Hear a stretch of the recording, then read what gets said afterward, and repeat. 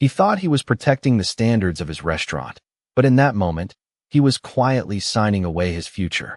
The night air in downtown Manhattan carried a soft chill as Clara Whitman stepped out of a cab, her simple navy dress brushing just below her knees, her flats barely making a sound against the polished sidewalk. Inside, the restaurant glowed like a jeweled box, golden light reflecting off crystal glasses and marble floors that seemed to echo every footstep with quiet authority. Conversations floated like soft music, punctuated by the clink of silverware and low laughter from guests who wore their wealth as effortlessly as their tailored suits.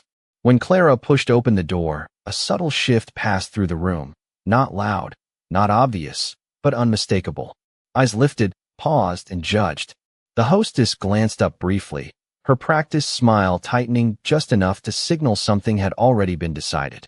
Clara stood there calmly, her posture relaxed, her eyes steady as she took in the room with a quiet awareness that didn't match her appearance. She didn't rush forward, didn't announce herself. She simply waited. Behind the polished counter, the hostess tapped at her screen, then looked up again with a faint, dismissive smile. "Do you have a reservation?" she asked, her tone polite but edged with doubt. Clara shook her head slightly. "No, but I can wait." The words were simple, unhurried, as if time had never been something she needed to chase. A few nearby guests exchanged glances, their expressions carrying that familiar mix of curiosity and quiet amusement. It was subtle, but it was there. And across the room, watching it all unfold, stood Derek Cole, the general manager, a man who prided himself on maintaining the image of perfection within these walls. His eyes narrowed just slightly as he took in Clara's presence, already forming a conclusion before a single real word had been spoken. He straightened his jacket, adjusted his cuff, and began walking toward her with the confidence of someone who believed he understood exactly who belonged here and who did not. The room seemed to slow as he approached, the soft murmur of conversation, fading into something thinner, sharper, like the quiet before a decision is made. And Clara, still standing there, didn't move, didn't react, her gaze steady as if she already knew something no one else in that room had yet realized. Derek stopped just a few feet away from Clara, close enough for the faint scent of polished wood and expensive cologne to settle between them, his expression composed but edged with something sharper beneath the surface.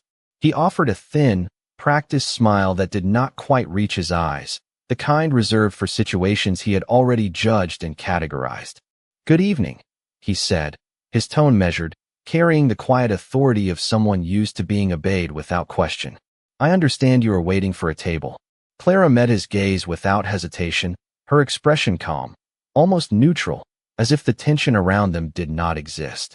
"Yes," she replied softly. "I was told there are no reservations available, but I do not mind waiting."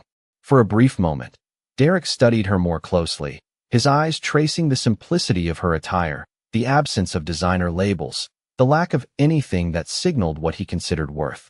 Around them, a few nearby conversations slowed, subtle glances flickering in their direction, curiosity building like a quiet undercurrent beneath the polished atmosphere.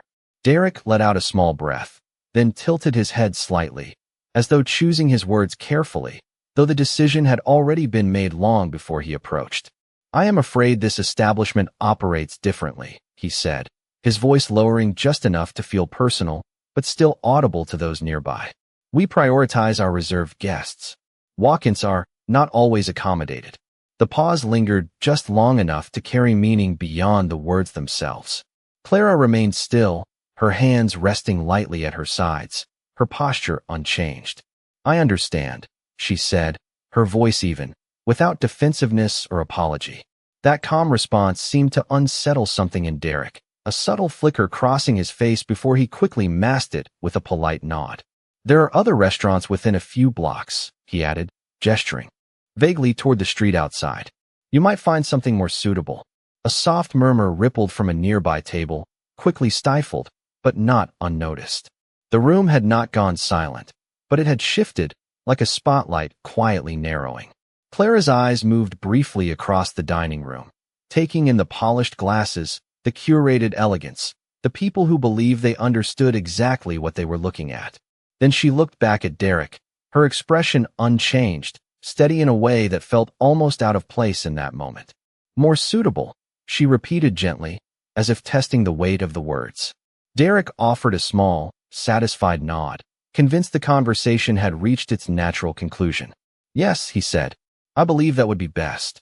And for a second, everything seemed to settle, as if the outcome had been decided, as if the story had already been written. But Clara did not move. She simply stood there, her gaze unwavering, and asked one quiet question that did not belong in that moment, yet somehow changed everything. Are you absolutely sure about that? The air shifted again, sharper this time, and Derek's smile faltered just enough to reveal the slightest crack beneath his confidence. For a brief second, Derek did not answer, and that silence, thin and sharp, stretched just long enough for the room to notice. He let out a small breath, recovering quickly, his smile returning with a firmer edge, the kind that came from years of never being questioned in his own domain. I am, he said, his voice steady, though now slightly louder, as if to reassert control not just over Clara, but over the attention gathering around them. We maintain a certain atmosphere here. I am sure you understand. The words landed carefully, polished on the surface, but carrying a weight that did not need to be explained. A couple at a nearby table paused mid-conversation, their eyes flicking between Clara and Derek, sensing something unfolding that was no longer routine. Clara's expression did not change. She did not argue, did not raise her voice, did not plead. Instead, she gave a small, almost imperceptible nod, as if acknowledging a decision that had already been made long before she walked through those doors. I see, she said quietly. There was no resentment in her tone, no embarrassment, nothing that matched what the room expected to see.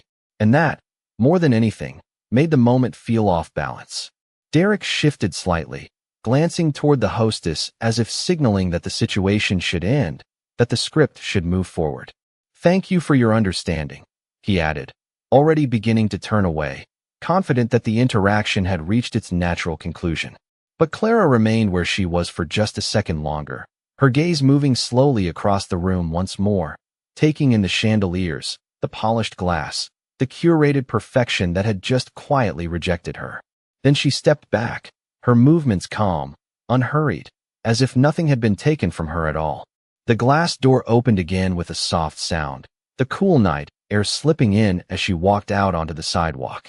Inside, the rhythm of the restaurant began to return, conversations picking up, laughter resuming, though now with a subtle undercurrent of something unspoken. Derek adjusted his jacket once more, smoothing it down as if resetting the moment entirely, his expression composed, satisfied that order had been restored.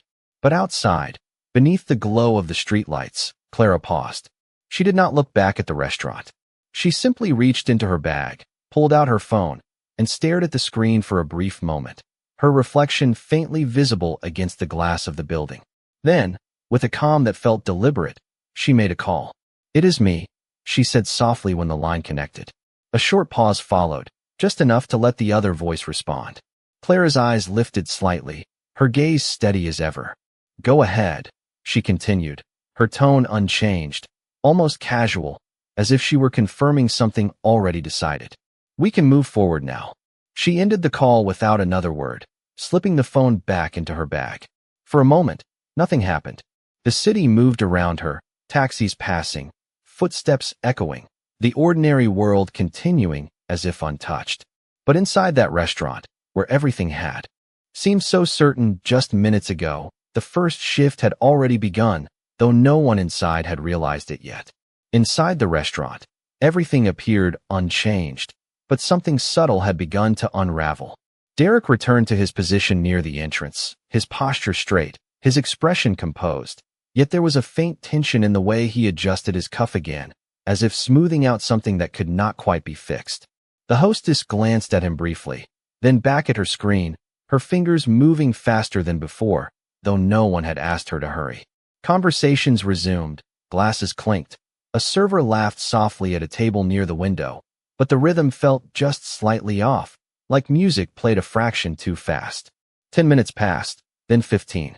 Outside, the city lights reflected against the glass, and inside, the carefully maintained illusion of control continued to hold, though thinner now, more fragile. Then the front door opened again. This time, it was not a guest stepping in casually. Two men in tailored suits entered with quiet purpose, their presence immediate but not loud, the kind that drew attention without demanding it. They did not look around in wonder or hesitation. They looked directly ahead. One of them approached the hostess, offering a polite nod before speaking in a low, even tone. "We are here to see Mr. Derek Cole." The hostess blinked, caught off guard, then quickly gestured toward Derek. "Right there." Derek turned as they approached, his professional smile already forming, though it faltered for the briefest moment when he realized he did not recognize them. "Good evening," he said, extending his hand slightly. "How can I help you?" The taller of the two men did not take the hand. Instead, he reached into a slim leather folder and pulled out a set of documents, placing them gently but firmly on the host's stand between them. "We represent Whitman Holdings," he said calmly. The name landed in the air with a quiet weight that Derek did not immediately process. "We need a few minutes of your time." Derek's smile tightened, confusion flickering beneath the surface as he glanced down at the papers, then back up at them. "I am afraid this is not the right time," he replied, keeping his voice controlled. "We are in the middle of service." The second man stepped slightly closer, his tone still polite, but no longer flexible. "This cannot wait." The words were not loud, but they carried certainty. Around them, a few guests began to notice again, their attention shifting as the tension slowly returned, heavier this time, more deliberate. Derek hesitated, then picked up the documents, scanning the first page quickly, then more slowly, his eyes moving back to the top as if something there did not make sense. The color in his face shifted, not dramatically, but enough. "There must be some mistake," he said, his voice lower now, less certain. The taller man shook his head slightly. "There is no mistake." A pause settled between them, deeper than before, and for the first time that night, Derek did not have immediate control over what came next. The paper trembled almost imperceptibly in Derek's hand as his eyes scanned the lines again, slower this time, as if the meaning might change if he gave it another chance. But it did not. The legal language was precise, cold, and final. Transfer of controlling interest. Effective immediately. He swallowed, the polished confidence that had defined him all evening now thinning into something far less certain. This cannot be finalized without prior notice," he said, though the conviction in his voice had already begun to slip. The taller man remained still, his expression calm, practiced, unmoved by resistance. "It has been finalized," he replied. "The notice was delivered to the appropriate parties earlier today." Derek's gaze flicked across the room, as if searching for something familiar to anchor himself, but all he found were eyes beginning to turn again, conversations fading once more into that same tightening silence.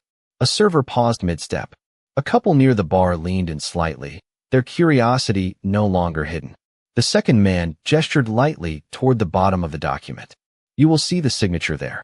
Derek looked down, and this time he saw it clearly. The name stood out with quiet authority, written in deliberate, confident strokes. Clara Whitman. For a moment, nothing else existed. Not the restaurant, not the guests, not the carefully maintained image he had built. Just that name, and the realization that came with it, slow but undeniable. The memory surfaced instantly, uninvited. The woman at the door. The calm voice. The simple dress. His own words. He froze, the connection locking into place with a clarity that left no room for denial. The room seemed to contract around him, every sound dimming into a distant hum. "That is not possible," he said under his breath, though now it was no longer an argument, just disbelief trying to hold its ground. The taller man tilted his head slightly, not unkind, but firm. "She now holds a majority stake. Operational authority will be reviewed immediately." Another pause settled, heavier than any before. Derek's fingers tightened around the edge of the paper before he slowly lowered it, his composure no longer something he could simply adjust back into place. And then, as if the timing had been written into the moment itself, the glass doors at the entrance opened again. A faint breeze slipped through, carrying the sound of the city inside. Footsteps followed, measured and unhurried. Several heads turned at once. Derek did not need to look to know who it was, but he did anyway. And when he saw her standing there once more, exactly as before, the same simple dress, the same calm presence. Something inside him shifted completely. Because now, for the first time that night, he was the one who did not belong. The sound of her footsteps was soft, almost lost beneath the low hum of the dining room. Yet every head turned as Clara Whitman walked back inside, her presence now carrying a weight that no one could ignore. The same chandeliers glowed above her. The same marble floors echoed beneath her steps, but everything had changed. Conversations faded mid-sentence, glasses paused halfway to lips, and the room that had once judged her now held its breath. Clara did not rush. She moved with the same calm precision as before, her gaze steady, her expression unreadable, as if nothing about this moment surprised her. Derek stood frozen near the host stand, the documents still in his hand, his posture no longer certain, his confidence stripped down to something fragile and exposed. For a brief second, their eyes met again, but this time, the balance had shifted completely. Clara stopped just a few feet away from him, close enough that the silence between them felt deliberate, almost heavy. She glanced briefly at the papers, then back at him, her expression unchanged, neither angry nor triumphant, just steady. "I asked if you were sure," she said quietly, her voice carrying clearly through the stillness. No one spoke. No one moved. Even the staff behind the counter stood perfectly still, as if afraid that any motion might break whatever this moment had become. Derek opened his mouth, but no words came out at first. When he finally spoke, his voice was lower, uncertain, a stark contrast to the authority he had carried earlier. "Ms. Whitman, I was not aware," he began, the words stumbling slightly as he tried to recover something that was already gone. Clara held his gaze, not interrupting, not rushing him, simply allowing the weight of the moment to settle. The taller man from earlier stepped slightly to the side, giving her space, his role now complete. Clara's eyes moved briefly across the room, taking in the same faces that had watched her leave, the same quiet judgments that had filled the air just minutes ago. Then she looked back at Derek. "You were aware enough," she said softly. The words were not sharp, not loud, but they landed with a clarity that echoed far louder than anything raised in anger. Derek's shoulders shifted, a subtle collapse of certainty, his hand lowering the papers completely now. Around them, the silence deepened, stretching longer than anyone in that room had expected. And in that silence, the truth of what had just happened settled over everyone at once, undeniable and complete. The silence did not break, it deepened, settling over the room like a weight no one knew how to lift. And for the first time that night, every person present understood they were witnessing something far beyond a simple misunderstanding. Clara did not raise her voice, did not demand attention, yet. All of it belonged to her now without effort. She took a slow step forward, her presence calm, grounded, as if she had always stood at the center of rooms like this, even when no one had recognized it. Derek remained where he was, the documents now resting against the polished surface, his posture caught somewhere between standing tall and folding under the pressure of realization. He cleared his throat quietly, attempting to regain a sense of professionalism, but the words that followed lacked the certainty he once carried. "If there is anything I can do to correct this situation," he said carefully, choosing each word as though it might restore something already lost, "we would be more than willing to accommodate you immediately." The offer hung in the air, but it sounded different now, thinner, reactive rather than authoritative. Clara watched him for a moment, her eyes steady, not unkind, but no longer neutral either. There was clarity there, a quiet understanding that did not need to be explained.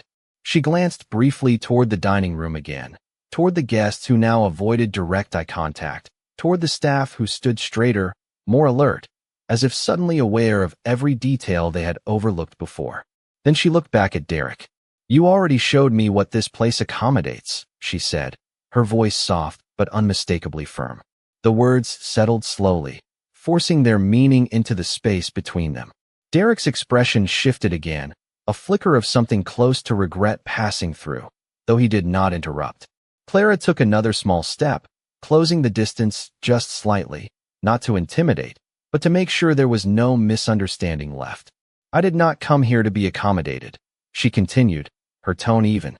"I came here to see how you treat people when you think no one is watching." A quiet murmur rippled at the edges of the room, quickly swallowed by the heavy stillness that followed. Derek lowered his gaze for a brief moment, the weight of her words settling in a way no apology could immediately resolve. Around them, the carefully constructed image of the restaurant began to feel different, less certain, as if every polished surface now reflected something more honest than before. Clara let the silence stretch just long enough, allowing the truth of the moment to fully land, before her attention shifted slightly toward the men beside her, a subtle signal that something more was about to unfold, something that would not simply reset what had already been revealed. Clara's gaze shifted slightly, and with that small movement, the entire direction of the moment changed again. The two men beside her straightened almost imperceptibly, as if responding to a signal that had already been understood long before they stepped through the door. The taller one reached forward and calmly collected the documents from the host's stand, flipping to another page with deliberate care before placing it back down in front of Derek. "There is one more matter," he said, his tone steady, controlled, leaving no room for interruption. Derek looked down again, slower this time, as though he already knew that whatever came next would not favor him. The room remained completely still, the kind of silence that made even the smallest movement feel amplified. Clara did not speak. She simply watched, allowing the process to unfold exactly as it needed to. Effective immediately, the man continued. "All operational roles are under review pending leadership restructuring." The words were precise, neutral, but their meaning was unmistakable. Derek's hand tightened slightly at his side, his breath shallow for just a moment before he steadied himself. "You are saying," he began, but the sentence did not finish, as if even he could not bring himself to say it out loud. The second man stepped forward slightly, his voice just as calm. "We are saying that decisions made tonight are part of that review." A faint ripple moved through the room again, not loud, but undeniable. Staff members exchanged quick glances. A server shifted their weight. The illusion of permanence, of control, had quietly dissolved. Clara took a slow step forward, her presence grounding the moment once more. She did not look at the documents this time. She looked at Derek. "This place is beautiful," she said softly, her voice carrying without effort. "Every detail is carefully chosen." She paused, letting the words settle before continuing. "But it is not the marble, or the lighting, or the menu that defines it." Derek lifted his eyes to meet hers, his expression no longer defensive, no longer certain, just waiting. Clara held his gaze, calm and unwavering. "It is how people are treated when they walk through that door." The words landed deeper than anything before them, not sharp, but final. The room seemed to exhale without sound, as if everyone present had been holding something they did not fully understand until now. Clara's attention moved once more across the space, taking in the staff, the guests, the quiet shift that had already begun to take root. Then she turned her focus back to the men beside her, giving a small nod, not dramatic, not forceful, but clear. And in that simple gesture, the future of that room began to move in a direction no one inside had expected when the night first began. No one moved at first, not even the softest shift of a chair or the quiet clink of glass, because the weight of what had just been said lingered in the air like something permanent, something that could not be undone. Clara stood there for a moment longer, her posture relaxed, her expression calm, as if she had simply stated a fact rather than changed the course of an entire room. The men beside her began to gather the documents with quiet efficiency, their movements precise, controlled, signaling that the process was already in motion, with or without anyone else's acceptance. Derek remained still, his shoulders slightly lowered now, his earlier confidence replaced by something far more reflective, as if he were replaying each moment from the night in his mind, hearing his own words from a distance he could not close. He looked up once more, meeting Clara's gaze, and for the first time, there was no authority left in his expression, only the realization of what had been lost before he ever knew it mattered. Clara held that look for a brief second, not to challenge him, not to prolong the moment, but to let the understanding settle completely. Then, without another word, she turned. Her steps were the same as when she first entered, steady, unhurried, her presence no louder now than it had been before, yet carrying a gravity that followed her through the room.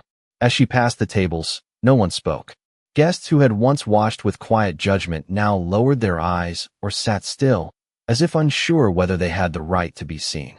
The staff stood straighter, more aware, their movements careful, almost deliberate, as though something deeper than policy had just been rewritten in front of them.